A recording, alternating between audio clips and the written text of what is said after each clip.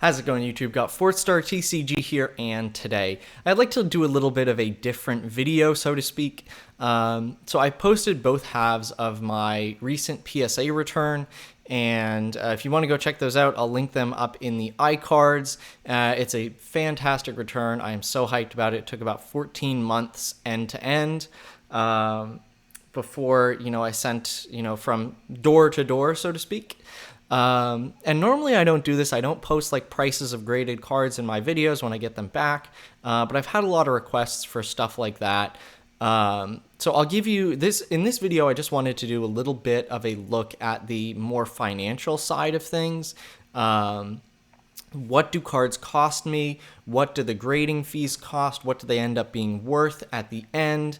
And, do I make a profit? Do I make a loss? I mean, I really don't sell a lot of cards, but it's still kind of interesting to see what grading can do in terms of increasing the value of your collection and allowing you to obtain cards that would cost a lot more if you went out and bought them on the sort of secondary market already graded. So just some sort of disclaimers before I go into this. Most of these cards were purchased like in early 2020 and before. Again, I sent off this submission in August of 2020, early August of 2020.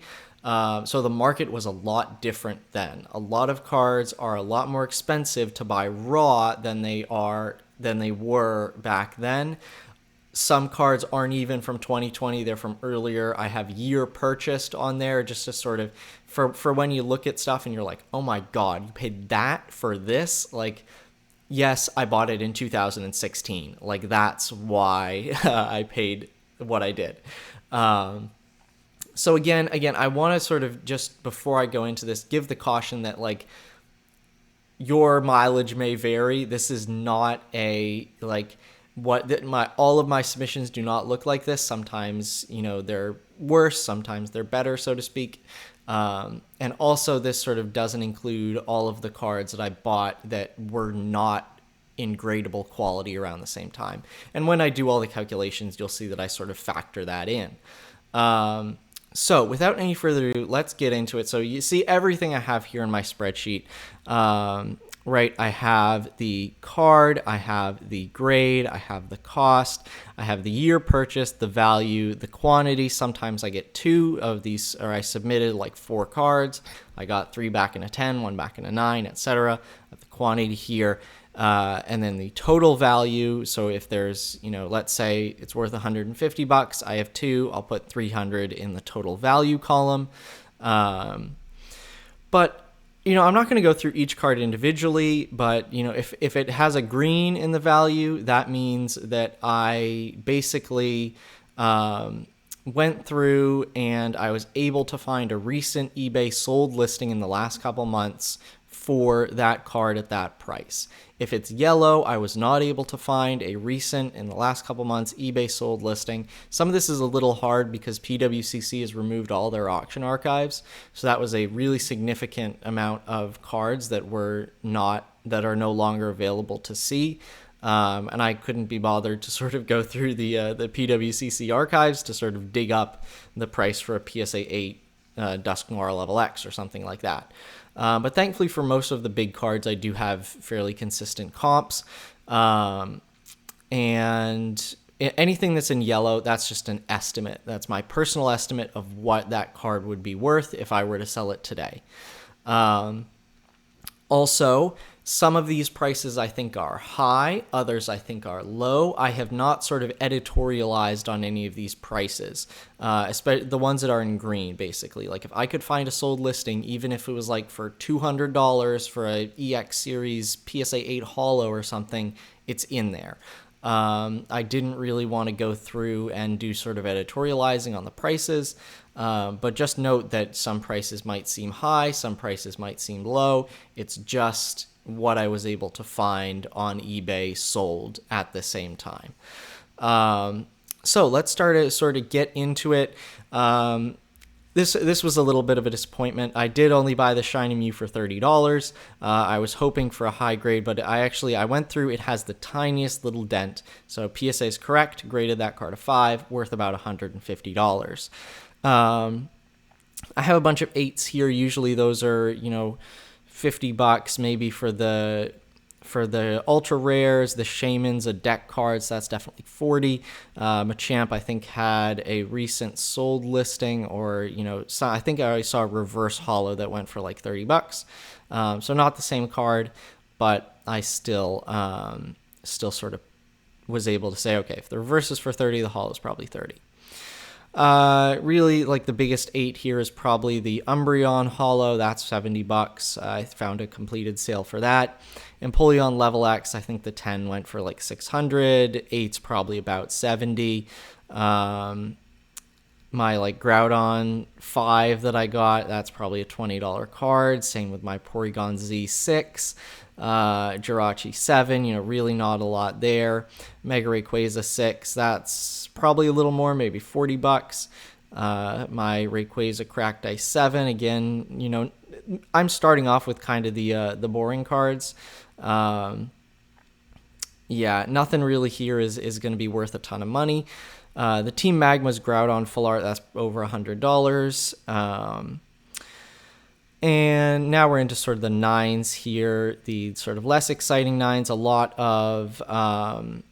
lot of Japanese kind of 9s and stuff. And as you can see, I'm really not paying a lot for these cards. $7 for the Empoleon. Sure, it got an 8, but it's worth 70. So I'm still kind of making a little bit of money even on these sort of lower grade cards, and that's what's kind of good. But again, like you have to keep in mind, your purchase, these are all 2020. The market was very different then. If I were to do this now, buy these cards now and grade them, I probably would not like make money on the Shiny Mew. You cannot find a Shiny Mew for $30 anymore. Like that's just impossible. So keep that stuff in mind when I'm going through. Yep, some Japanese holos, mostly in the $50 to $80 range in 9s, depending on which one it is. These Level X is a little bit more. These holos I bought in a set, so I've just put the price of the set in with the 10s. Again, I bought these in 2015. They're probably about $40, $45 for a 9. Let's see, anything else? So now we're kind of getting into the good stuff, so to speak. We've gotten through all the 9s. Level X 9s, probably looking at about $75 to $100 for those, depending on which one, depending on availability and demand. So now we get into the good stuff. Suicune Gold Star, I bought this for $120 in 2020. It got a 7. This was the grade I was expecting. My estimate for the value on that is about $400. I think that's pretty good. Unlimited edition.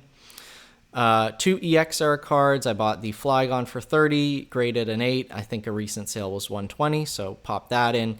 Espeon EX, $144 for the price. Again, purchased it in 2020, and an 8's worth about $300 now. Pretty good. I think we're doubling the money there.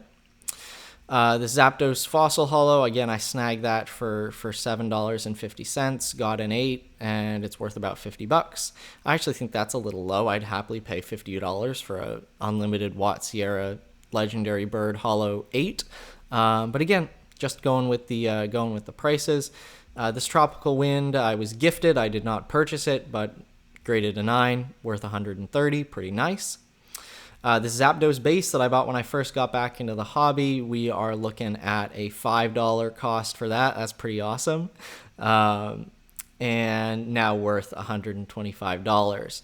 And if you're doubting some of these prices that I paid, I will, pop a couple of proof screenshots up just so I'm not sort of screwing with you on these. These are what I paid for these cards.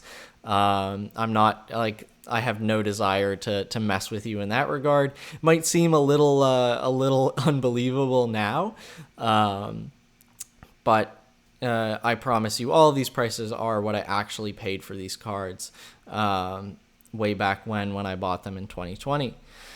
This Split Earth Umbreon, this was a big win. I bought it for $30 back in mid 2020, and it graded a 9. I think a CGC 9 sold for a little over 500, so I thought that was very good. I took that. I think the 10 is about in the $1,500 range. I'm not sure. This Blaziken level X I pulled, so can't really put a purchase price on that. Got a 9, worth $140.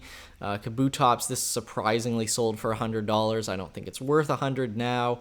Kabutops hollow in a 9, but whatever. Again, not editorializing on pricing. So next up, I got the Umbreon hollows, 2 of them in a 9. Those cost $10 total, $5 each, and they got 9s. I think they're worth about $150. There's been no recent sales of them, so they might be more, might be less. I just sort of put a number on them just to sort of put a number on it. Now we're into some nice 10s. This is really good. And I think everything else is the 10s from here on. So these hollows I did pull 100 and 130 for an Armaldo and a Slacking hollow, PSA 10, Power Keepers, fairly standard, I'd say.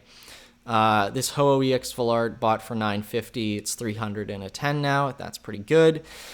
Couple of EX cards, we're looking at $200 to $300 for those right now in Japanese, depending on which one and the popularity. Now we get into a ton of Japanese EX era hollows. A lot of these I purchased for very cheap, less than $10 a piece, or the Golden Sky Silvery Ocean lot, which I bought for $16. Again, I'll put up like the receipt for that when I bought it in 2015. Just got around to grading it this year. But sort of the big ones here, the Dark Steelix, that's a $360 card. Dark Electrode, $225. The Typhlosion from Golden Sky Silvery Ocean, $350. Feraligatr, $200. That kind of stuff. But most of these cards are in the $100 to $150 range. A couple are bigger, things like the Azumarill Hollow, the Houndoom Hollow from Golden Sky Silvery Ocean. Houndoom Hollows always go for a good amount. And there's some like Sunflora and stuff, Lady and Porygon 2, which really aren't that expensive, round about $100. Now we get into the level X's in this submission. Again, most of these I purchased for really cheap, less than $10 total. I kind of sort of saw where the market was going last year and said, all right, if I want to get level X, I better go right now. And I was right, because PSA 10 level X have really shot up in value. So with the level X's, again, most of these purchased for very cheap, and they did come back with high grades. Cresselia surprisingly sold for $400. I don't think it's worth $400, but again, not editorializing on prices. There was no recent sales of the Moonlit Pursuit Garchomp, but I did find a sale of the Deck Garchomp for $300. I think the set-based one should be worth a little more, but again, I don't have that, so I'm just pinning it at $300 here. Rhyperior, that should be less than $200 in my opinion. Palkia, I found a sale of $265 for that. Leafeon was at $475, big card there with the Leafeon. Torterra, I think that's at least maybe a little less than $300, but again, starter level X, big card, should be worth a good amount. Gardevoir, again, just sort of in line with everything else. I think that should be around $300. Raichu maybe $250, just a little less.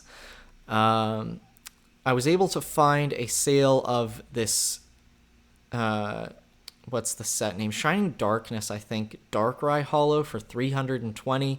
Again, I'm not editorializing on prices. I think that should be less. I don't think it's worth $320. Now we're getting into some EX full arts here, the Darkrai and the Genesect. Genesect, I think, should be about $250. That's where I've been seeing Black-White PSA 10 full arts go in that range. Might be a little less. Darkrai, probably $375. But again, a lot of these prices are sort of based on those big PWCCs, which got tons of views and tons of interest. might not be the same price now, especially as we are sort of settling down a little bit in the market. Mega Pidgeot EX Full Art pulled that, worth $275, I think. CP6 Full Art's worth quite a bit. Mega Aggron EX Full Art, again, all of these sort of purchased for very low. And they came in gem mint condition, so I'm going to make some money. The big ones here in the XY era are this Team Aqua's Kyogre EX, sold listing for that $410, pretty nice. And the Rayquaza Cracked Ice promo in 10s. I bought those for $10 a piece back in 2020. And now 10s are worth $450. I got 2 of those, so that's a big win there. Now we're into some shinings. Almost all of the shinings I graded scored 10s. I think only one, the Arceus, did not. Shinings are surprisingly not all that expensive in PSA 10, $75 for the Genesect. The Rayquaza is pretty expensive, $230 for that. $75 for the Volcanion, $200 for the Arceus, $145 for the Celebi in a 10. This Darkrai GX Ultra Shiny, I think that's maybe worth $100. And then the remainder of the submission are just sort of some modern cards, mainly looking at about $50 to $70 in PSA 10. Really, these are going to be big cards. A lot of these prices are even, from a couple months ago, so I would say they might even be lower now. But again, no editorializing. So, when all is said and done, how did I make out? So here are the statistics. I'll go over here. So the total card cost, the total that I paid for all of these cards, was $1,020. The grading fees that I paid to grade all of these cards, $1,163.